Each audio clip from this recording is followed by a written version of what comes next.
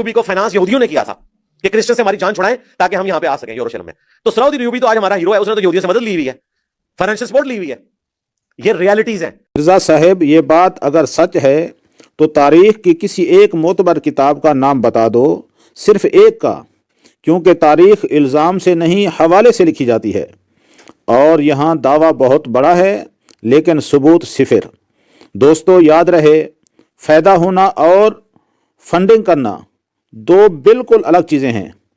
کسی کو کسی کی شکست سے فائدہ ہو جائے تو اس کا مطلب یہ نہیں کہ اس نے جنگ کے اخراجات اٹھائے ہوں. یاد رہے, سلطان صلاح الدین ایوبی مصر اور شام کے سلطان تھے, نہ کہ کرائے کے مجاہد. مصر اور شام اس وقت دنیا کے امیر ترین علاقوں میں شامل تھے, جس کا باقاعدہ بیت المال تھا, تو انہیں کسی غیر قوم کے پیسوں کی ضرورت ہی نہیں تھی. یہ حضرت سلطان صلاح الدین ایوبی رحمۃ اللہ علیہ کا ترا امتیاز تھا کہ فتح کے بعد بھی انہوں نے انتقام نہیں بلکہ عدل سے کام لیا, جس سے دشمن بھی محفوظ ہوئے.